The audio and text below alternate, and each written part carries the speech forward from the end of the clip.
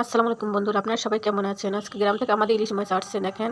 আর আমাদের আকড়া সব আসছে গ্রাম থেকে, আমার শ্বশুর পাঠাই দিয়েছে। দেখেন কুটে কাটে নিয়ে এসে এখন সব রাখবো ঠিক মতো, ফ্রিজে রেখে দেবো ওটা।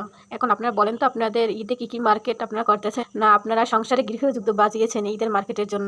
ঈদের মার্কেটের জন্য কেউ গৃহযুদ্ধ বাজিয়েন না, কারণ আপনাদের এক একজনের স্বামী যার যতটুকু আয় তার উপর ভিত্তি করে তারপর আপনারা ঈদের মার্কেট করিয়েন। যেরকমের আপনাদের ঈদে সব কিছু দেওয়া, পোশাক আশাক যা আছে সেই রকমের আপনাদের উচিত স্বামীর দিক থেকে খেয়াল রেখে তারপর ঈদের মার্কেটটা করা।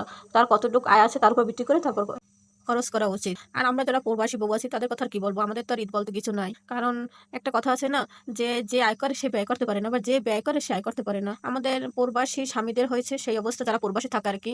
আমাদের ভাই বেড়াদার বা আমার হাজবেন্ড আছে একজন এরকমের, তারা ঠিকই নিজের আয় করে কিন্তু সংসারে তারা ব্যয় করে, কিন্তু নিজের হাতে ব্যয় করতে পারে না, সেটা একজনের মাধ্যমে ব্যয় করে। আয় করে ঠিকই ব্যয় করতে পারে না, যে ব্যয় করে সে কিন্তু আয় করতে পারে না। আমাদের ঈদ তো শুধু সেই যদি আমাদের স্বামী আসে সেই সময় আমাদের ঈদ হয়, তাছাড়া ঈদ হয় না। হ্যাঁ ঠিক আছে, মার্কেটে আমরা মার্কেট করতে পারি, কিন্তু সেই রকম আনন্দ ফিল হয় না মনে। এবার ঈদে এক একজনের এক একটা বাজেট। কেউ পাকিস্তানি ড্রেস নিয়ে স্বামীর সাথে গৃহযুদ্ধ করে, কেউ টানা বানা শাড়ি নাকি নাম আসে এক এক সময় এক এক রকমের, বলতেও পারি না ঠিক মতন, তা নিয়ে করে। আরে ভাই, তোমরা এগুলো নিয়ে ফাউ করো কেন? আমি তো দেখি যে এমনি যে আমরা জামা কাপড় পরি এরকমের শান্তি আর নাই। এইসব ড্রেস ড্রেস বাদ দিয়ে যেরকমের তোমাদের জামাই বলে সেরকমের চলো। দাঁত থাকো দাঁতের মর্মতা দিতে শেখো বোনেরা। এই যে নীলা খাবার দাবার আছে, পেজ আছে ফেসবুকে, সবাই কম বেশি চেনো। নাইম ইবেনের বাবা যে কত বছর প্রবাস থেকে এসে 5 দিন 5 না 7 দিন রয়েছে দেশে, তার ভিতর সে ব্রেন স্ট্রোক করলো, মারাও গেল। দেখো তার স্ত্রী কতটা ভেঙে পড়েছে। স্ট্রং ছিল কিন্তু এখন আর নেই সে স্ট্রং, কারণ সে কিন্তু সেই রকমের শান্তি করতে পারে নাই। করবে কেমন? যে সময় তাদের শান্তি করার বয়স সেই সময় তাদের স্বামী রয়েছে প্রবাস। এখন সে শান্তি করবে, কিন্তু এখন তার স্বামী নাই, আল্লাহ নিয়ে গেছে। তো দাঁত থাকতে সবাই দাঁতের মর্মতা বোঝো, স্বামীকে শ্রদ্ধা সম্মান করো। এই যতটুকু দেবে তোমার স্বামীকে ঠিক তুমি ততটাই পাবে, সেটা যাই হোক না কেন। দেখো প্রবাস যারা থাকে তাদের দিক সবাই তাকেই থাকে, কিছু না কিছু নিয়ে আসবে এটা সেটা, কিন্তু দেখো একজন যদি না থাকে তাহলে কিন্তু আমরা পাশে কাউকে পাই না যে আমাদেরই করে এ বলে এটা নিয়ে আসে না ওটা নিয়ে আসে না, বা সবার একটু চাহিদা থাকে কম বেশি।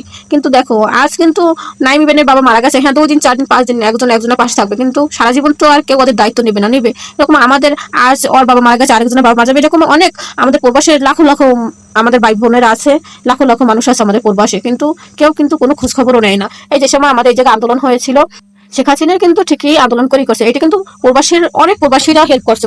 প্রবাসীরা যদি টাকা পাঠানো বন্ধ না করতো তাহলে কিন্তু আন্দোলনটা এতটা শক্তি পেত না। কিন্তু সবার আন্দোলন ঠিক আছে, কিন্তু প্রবাসীদের জন্য কিছুই করলো না, প্রবাসীদের জন্য এটা করলো। আর যে ইভেনের আব্বা মারা গেছে বা আরো অনেক আমাদের ভাই বোনেদের মারা যায়, কিন্তু কই কোনো সময় তো তারা সরকারের অনুদান কিছু আসে না বা কোনো আসে না। প্রবাসীরা অবহেলিত, সব জায়গা থেকে প্রবাসীরা অবহেলিত। না পায় তারা দেশে শান্তি, না পায় বিদেশে শান্তি, তাদের এরকম করতে করতেই জীবন যায়। আর প্রবাসী এক একজন স্ত্রী, তারা তো এক একটা গৃহযুদ্ধ, তাদের গৃহযুদ্ধ করতে করতে দিন যায়।